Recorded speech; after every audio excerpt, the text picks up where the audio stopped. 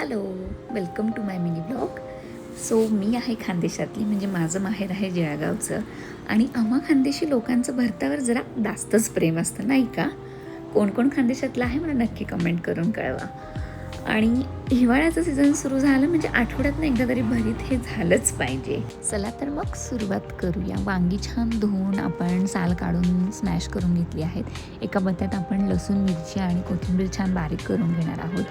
छान धुवून स्वच्छ करून घेतलेली कांद्याची पात, कांदा आणि कोथिंबीर बारीक चिरून घेणार आहोत. आणि त्यानंतर आपण तेलात थोडंसं जिरं, मोहरी, कढीपत्ता आणि आपण थोडेसे शेंगदाणे तळून घेणार आहोत. त्यानंतर त्यात थोडंसं हिंग टाकणार आहोत आणि खोबऱ्याचे बारीक काप केलेले आहेत, ते खोबऱ्याचे काप देखील आपण यात तळून घेणार आहोत. हे छान 2 मिनटं परतवल्यानंतर त्यात बारीक करून घेतलेला ठेचा आपण टाकणार आहोत.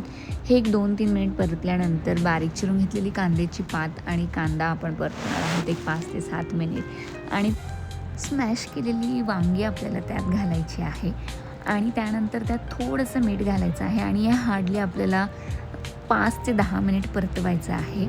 आणि हे छान परतवल्यानंतर वरनं थोडीशी कोथिंबीर टाकायचं आहे आणि खूप जास्त छान झालं. तुम्ही पण नक्की ट्राय करा.